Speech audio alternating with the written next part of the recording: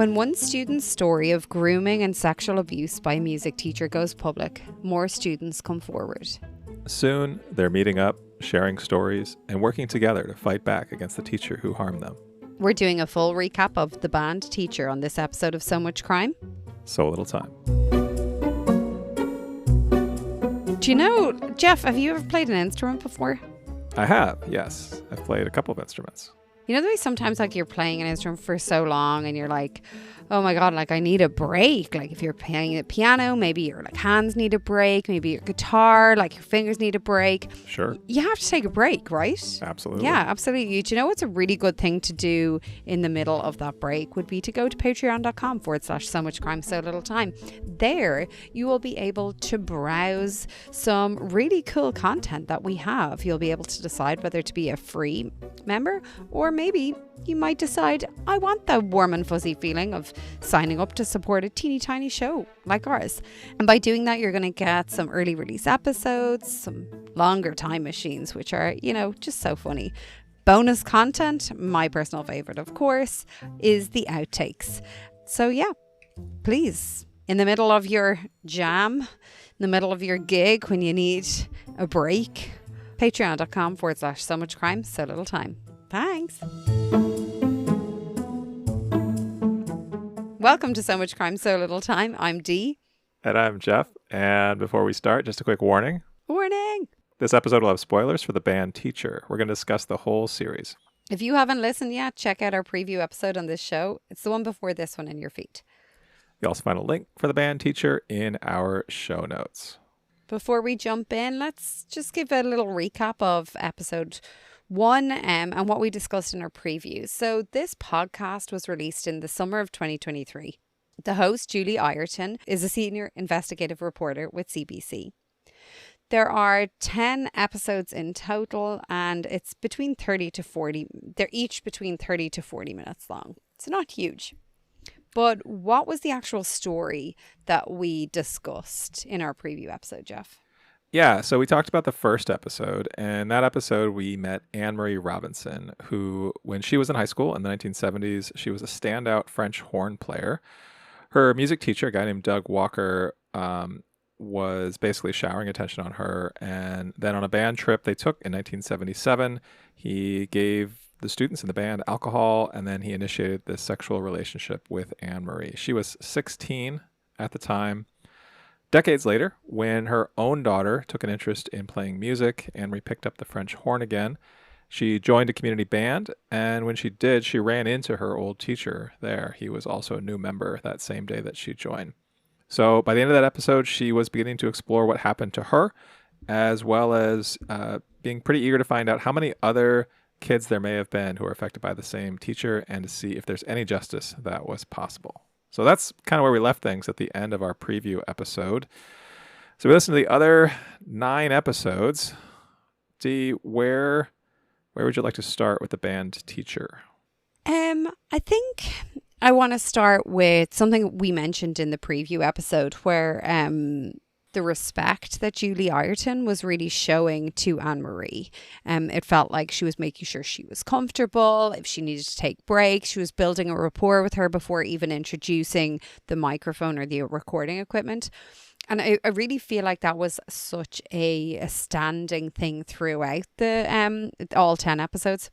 There was a real continued emphasis on respect being shown to each of the victims, giving them space, ensuring that they felt comfortable in as much as they could in all of the situations, which I kept thinking throughout, but I thought it was very interesting because in the final episode, we hear the women saying that, like saying to Julie, they appreciate her effort, they appreciate her compassion, her empathy, and her really being someone that they could trust. And I think what we have to remind ourselves when we're talking about this is like, these are people whose trust, they lost their trust in people. They lost their trust in people that they should be able to trust at a really pivotal age in their teens. And I don't know, I just think she obviously did a very good job at that.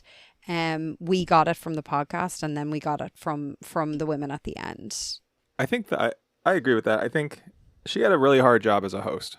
I think obviously what these Mm, women went through and what these women chose to share with each other and with this podcast was really significant. But I think as a host, as an interviewer, as someone kind of piecing this story together, I think Julie Ireton, this is really sort of a model, I think, to follow of how to treat victims with respect, how to give them their space, how to be, I don't know, there was just a lot of, you often talk about, is this sort of victim focused enough? And I can't think of a story we've listened to that was more victim focused than this. I Can know. you? I know. It was just so well done. It was so clear of the time and effort that was involved in like the research, in that relationship building. And that's one of my notes here, is like, it was wild that even though there was so much story, it's spanning decades. Yeah. And Julie is doing like the research along with the team, obviously, but she's doing a lot of the research. She's going to these people, she's meeting them. She's also leaving that room that she sets aside intentionally for relationship building. It just felt like everything, Jeff, even like there was one point, I think it was in episode 8 or 9, where someone is being reintroduced, like they've been spoken about before. It might be Ali, and she just does this really quick little reminder of who Ali was. Yeah. I think whatever the little reminder she gave was just respectful. It's keeping the story going. It's being aware that all the voices are the same, but we can differentiate from each of the victims, each of the women in this case, just in a respectful way. Like, it was all these small things that were kind of peppered throughout. I don't know. I was really, really impressed with it. I agree. But let me ask you a question about that. So we left the first episode wondering what role the teacher was going to play in this. And he ended up basically communicating through some letters, but other than in some like old tapes, we never hear his voice. He's not interviewed for this. He plays a very, I think, small role in terms of like him actually, we hearing from him. Obviously he's everywhere all over the story, but how do you think it would have been different if he participated, if he wanted to talk? Yeah, I was, it's a really good question. I was considering, the compassion and empathy that we hear from Julie Ireton. I was really considering, how would she use her way with him? Yeah. What do you think? Like, would it feel like she was being, leaving room for respectful relationship building in that interview and in that scenario? And I don't know, I get the feeling that she's just such a professional that she would be able to do that. So the interview with Mr. Christie, the vice principal, who was vice principal when Jackie had spoken to one of the administrators on that trip to Europe and told them what was happening, I definitely felt that there was more, I'm not going to say force behind Julie's interviewing style, but it didn't feel as warm as what we heard with the women. I think that's right. And I think that's a good example to call it, because I think it just was so overwhelmingly focused on the women. And one of the other people we heard from was Sam, who was the dad of one of the girls. He was the one who punched the teacher. God. I mean, obviously when she's talking to him. You just want to sit down for a cup of tea with Sam? Yeah, he was pretty amazing. I mean, he was in his 90s now. The way he was getting like the cake and the matching tea set and everything. Yeah. And how he said they asked if this was the only punch he ever threw. And he says, yeah. And then he was like, well, I was a hockey player. But well, I love that he couldn't deal with like lying. Right. Like he couldn't just say yes, but he had to be like, oh, actually, sorry, no, I'm lying. Like this one time on when we're playing hockey, we got to do it. And I'm like, yeah, that's why they don't have any teeth. I have another question. Go on. So kind of related to what we've been talking about. One of the things I noticed too was I felt like throughout, Julie made somewhat of a point of limiting how many times she used the teacher's name by name. She referred to him as the teacher or the band teacher, or like by more generic words. I don't know if that was deliberate. It felt deliberate to me, like she was trying to avoid having his actual name be too prominent in this. Did you notice that? I actually didn't. I think that's a really good spot. But I think there's a risk here of he is the center of this story. He is the thing that unites all of these women. But I think she was very intentional about these women are really the center of the story. Their strength, their perseverance, their bond that they formed through this process. And they comment on this, how, this is the thing that made them form this group. But The Blip sisters. What did they call them? Blipsters. The Blipsters. Because he said she was a blip. It was a blip. Yeah. Can we take a moment and just talk about how much of a shit this guy is? Like how when, aside from obviously everything that happened that this is about, but even just like the little bits of things he does here, where like in episode 2, when Anne-Marie goes and has coffee with him, how he immediately begins hitting on her again. This is 40 years later, and he's still a predator. He's still trying to take advantage of her. He is such a weak man, and weak, low self-esteem, no self-worth. Yeah, and it's really pathetic. And then near the end, I forget, this is somewhere in like 9 or 10, when I think it's in the last episode, when we get his apology with, I'm doing that with air quotes, like his like, you should really feel sorry for me because I am now alone and lost my source of income. And why? Like why would anyone feel sorry for this guy? Yeah.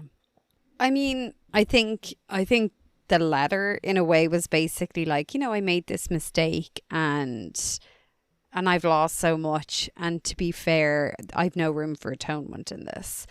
And I think, I can't remember which of the women like called it out, was like, well, this is like interesting the way he's like, oh, woe is me, like I'm the one. When really close, like only, maybe 5-6 years before, he was basically asked, did he do this? And he says like, no, or like she came on to me or whatever. He has no sense that this was in fact wrong at the time.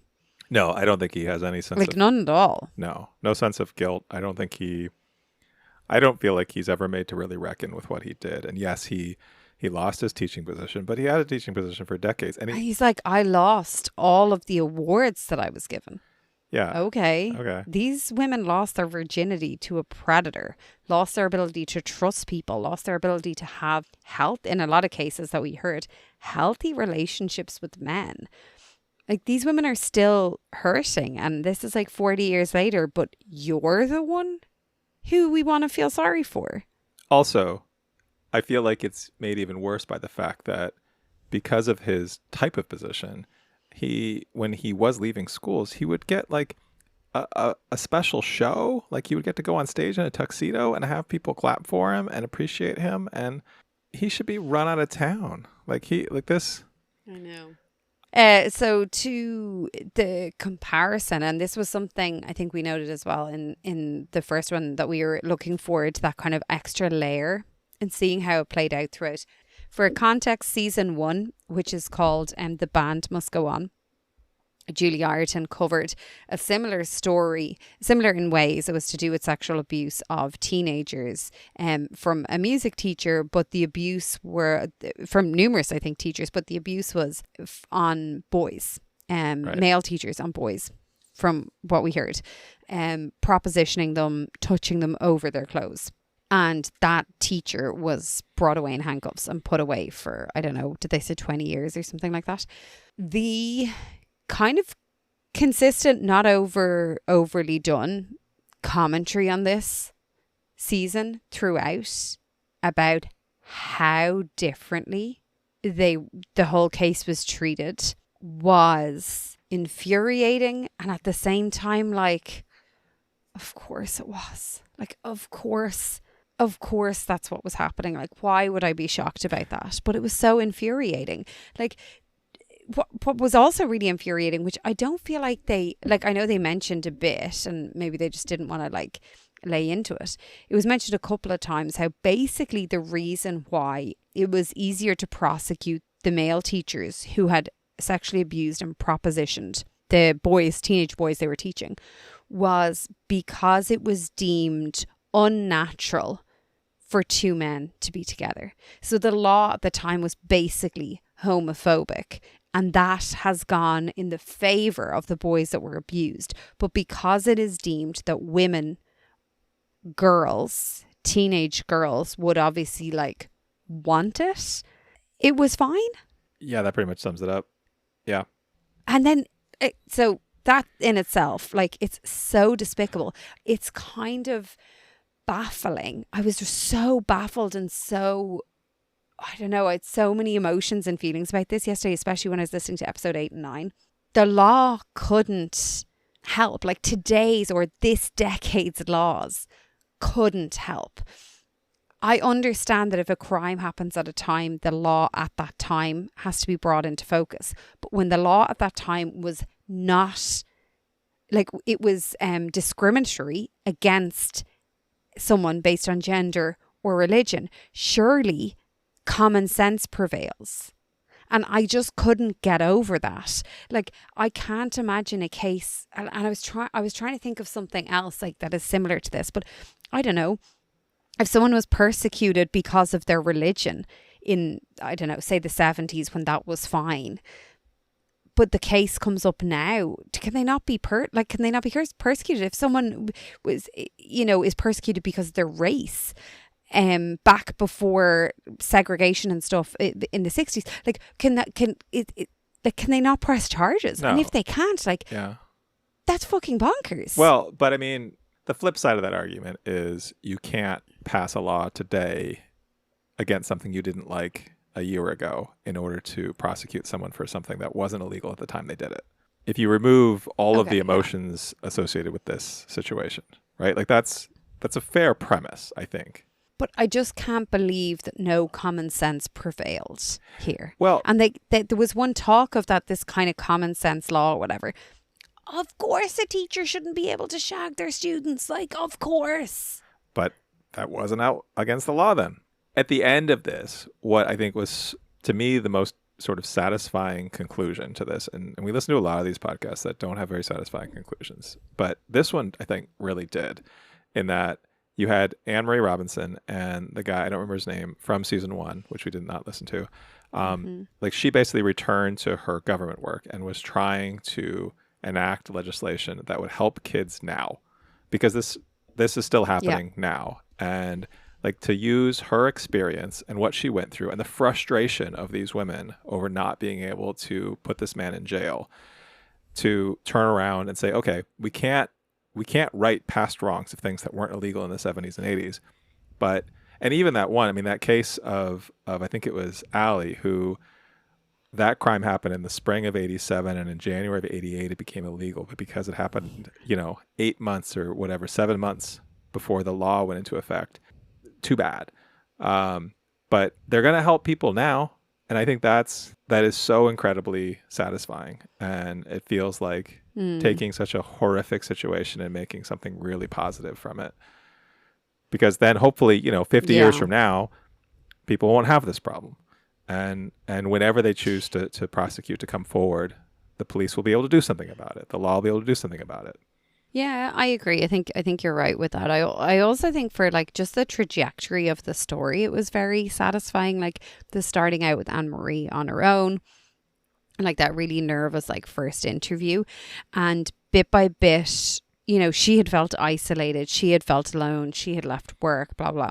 Bit by bit, she gets this new, like, blipsterhood, as they call themselves, all these new people that come together in this beautiful community. And so bit by bit, it seems like she gets away from being isolated, so she starts to become more part of a community. And it appears, and we don't know if this is fact, that the band teacher gets less of that as the podcast, as the articles come out.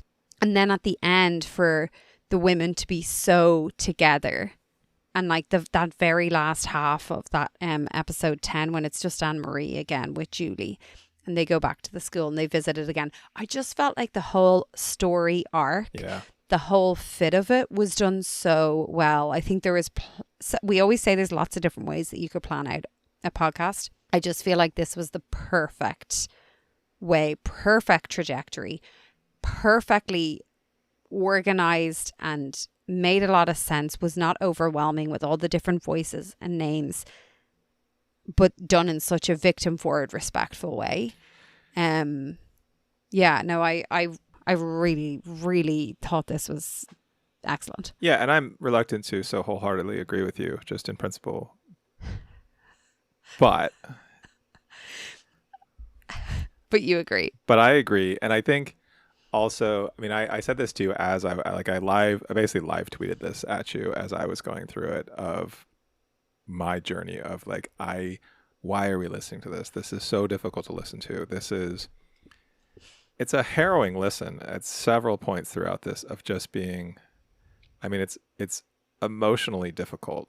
And I mean, we are listening to these women kind of go back through the very worst moments of their lives, and there's so many of them. And the fact that this is one of those things that, you know, like, there are so many, like, we in that first episode it was one woman, and I kind of thought it was going to be her story, and then to realize no, there's another one, and then there's another one, and then by the end of it there's 12, no, there's 15. You know, there's 15 that we know about for just this one man, and then because all these other men and people covered it up, moved him from school to school, allowed this to go on, are still sort of unapologetic about it in some ways, in some cases, that the scope of this is sort of disheartening to the extreme. But on the flip side of that, like, at the same time it was so hard to listen to, it was so inspiring to listen to how empowering this was for these women, how they found this togetherness and this strength with each other. And I mean, that there was a moment where Julie, our host, had them all in a room together, and she cut in to say, like, it's going to be hard to know who's talking here, but it doesn't really matter. I was listening to that, I was thinking, you're right, it doesn't really matter. Like, as hard as I want to learn, like, differentiate between these women, because they all have unique stories, they all have their individual stories, they became a group, and we listened to them become a group through this, which was, yeah, that was really something. Yeah, absolutely. And that was actually a comment that I had picked up on as well, that I found really, the fact that she's like aware that the listener probably wants to differentiate to make sure that they don't miss something. But she's like, it doesn't matter. It doesn't matter. Just listen to the vibes, listen to the story, listen to the community and the friendship that has been created here. Because that's it. Like, he destroyed them. He isolated them, but they have created something amazing. And that's, you know, as well, you've already spoken about, like, the legislation and stuff that Anne-Marie is working on bringing in, and the support for people who are kids who are going through it right now. There's a couple of things I want to point to that I think, so we've been talking kind of high level about why this was so effective, but there's some very specific details in this story that I think made this so much more powerful. And I noted a couple of them. One of them is the one with the desk. What an image. What a primary source. Like, what? So, yeah, if you haven't listened to this or haven't listened to it in a while, so artifact is the word I'm trying to think of. Yes. So she had a desk that when she was in high school, she was the desk she did her homework on. It was the desk, I presume, in her room. And she just, for whatever reason, put a notch in the desk every time she had sex with this teacher. And that then became different symbols for oral sex or penetrative. Like, it was like a diary in itself. It was. Well, and then we also had another person, I think it was Jackie, who kept a diary and kept a very, like, detailed record of what happened. I know. And the fact that, I mean, that Jeannie... Did Jackie's man ever find it? Well, that this desk that Jeannie held, like, do you have the desk that you had when you were a kid? No, it was, like, attached to my bed. Okay. So that whole thing. That's long no ago. longer exists.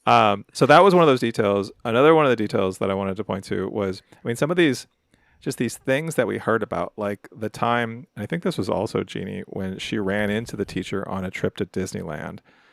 And oh my God. So, and this is one of those things that I think speaks to a little bit of the character of these women and the strength of them, because I was listening to this. This was one of those stories where I was driving. I think I was going, like, to the grocery store, and this is one of those moments where I stopped and I was, like, sitting in the parking lot just keeping listening to this because I wanted to hear where the story was going. And this is, so she gets on a bus, like, she's on, like, I think she's on, like, a trip as a teacher or something like that. I forget exactly the specific details, but they fly to LA or Anaheim, they get on the bus, and he's there. He's on the bus, and he comes up to like shake her hand.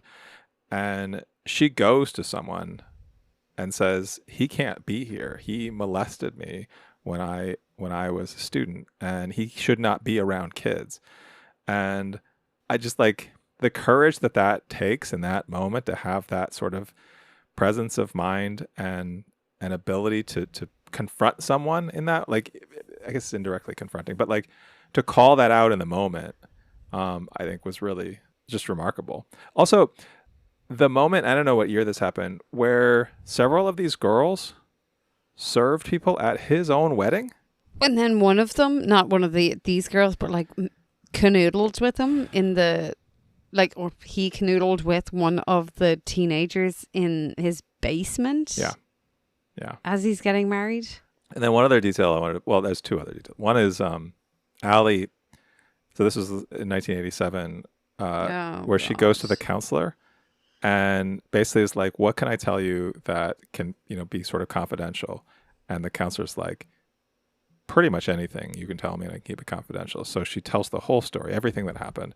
And the counselor basically comes back and says, well, actually, no, we have to tell the principal and the superintendent. But what was wild to me about that was it was obvious she had confided in other things, because she said she was slut shamed and she had said she was going through a hard time. So I'm sure what she had told the counsellor in the sessions before were probably more than just about him. And that was the thing I think that really pissed me off about that situation. It's not like the counsellor was like, this thing happened and we need to deal with it. It was like, let's look at all her deepest, darkest thoughts she thought were confidential, and I'm going to show them all to you. I'm going to give you all a copy. We're going to sit around and we're going to interrogate her. So that was infuriating. Honestly, the thing that infuriated me the most was the immediate thing that she was told to do was she was told to go confront the teacher herself, the child, the student who had been molested. Imagine doing that today. That is incomprehensible that kind of thing ever happened. I wonder what would have happened in that situation had she been a boy. He'd be in jail because of the homophobic laws. No, I know he'd be in jail. Yeah. I just can't imagine that's what would have happened. It's just so bonkers. The last detail I wanted to note was, this is again kind of the two sides of things. In the very last episode, and I think this comes up before, but in the last episode, it's Anne-Marie. We hear Anne-Marie's playing her instrument, which, I mean, these are all musicians, right? Like that's their other thing. That's their connection, is they all love music. And the fact that some of them are able to come back to music, which he ruined for her for decades. For her, yeah, but in then particular. That contrasts with her going back to the school where this happened. And for anyone going back to where they went to high school, I think has its own traumas associated with it and its own emotional baggage. But obviously for her, it's shit show of a time. Sure, it's a whole nother level. I mean, of course. And her insistence on getting in, like the fact, it sounds like they drove a really long way twice because they didn't get in the first time. Yeah. To be able to go inside the school, go to the music room, go to the closet, like that. I don't know that, but I think contrasting that with hearing her actually play, we heard at least one other person, their music that they play. I think it was the piano with the other one. But I was really glad that was included. Yeah, again, it's just like so many like kind of powerful moments throughout it, and maybe it's because like music is I'm not going to say an easy way to make things powerful, but you can definitely add a lot to a story with music. Yeah. You can add a lot of emotion. You can evoke a lot of emotion. And yeah, I think it was done in the right measure here. It wasn't overly done. No. That's another thing. Like the balance throughout this, I thought was effective. I have one very random, like not really related to the story, but one of the women at one point said basically what he did was beyond the pale. And I was laughing. She said it like twice or three times. And I was like, I wonder, does Jeff know where this originates from? Do you know where this phrase originates from? Can I give you an English lesson? Does that have anything to do with the Pale of Settlement? I mean, I don't know what that is, but no. Okay, tell me. I don't know. This was my understanding, and also it's Google's understanding. So I did fact check it. Okay. But I also fact check it on Reddit. So like we're kind of clear, right? So basically the English Pale in Ireland, in medieval Ireland, was this region around Dublin plus more. Okay. And that region was like really under English control. It was basically all like Protestants and royalty or whatever, the higher ups. But they, at the time, it was thought that anything outside of the Pale being like the boundary was unacceptable and uncivilized. Like the behavior is not going to be civilized and it's not going to be acceptable. And so anything beyond the Pale is like not acceptable. I thought that was so cool. That is pretty cool. She used that phrase. Yeah. I can't believe I taught you some English. You did. It's your phrase of the week. All right. At the end of the day, it seems like we both recommend this. You agree? Yes. It's up there. It's up there, Jeff. This is definitely up there for sure. Mm-hmm. Before we go, just a note, if you enjoy our podcast as much as some of the podcasts that we listen to, let us know. Give us a comment, give us a rating on Spotify, Apple, 5 stars. We think we're 5 stars. We hope you do too. Let us know. And also be sure to tell a friend. Put it on Facebook, Instagram, TikTok, wherever you are, Blue Sky, X, whatever thing you use. Just shout it from the rooftops. Thank you. See, next time, I want to ask you a very important question, a very serious question. What's your knowledge of Korean hip-hop stars? Zilch? What about Korean hip-hop stars who go on to become global superstars in the mid to early aughts and 2010s? Jeff, are we going to unpack the story of Tablo, the Korean hip-hop star who maybe was a liar and a cheat, but now he's ready to tell his own story? It's like you read my mind and my script. We're previewing Authentic, the story of Tablo. That's on the next So Much Crime. So Little Time.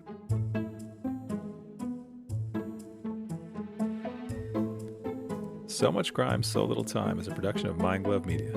The executive producer is Paxton Caloriso. Our associate producer is Blythe Ty. Our theme music was composed by Vyacheslav Starostin.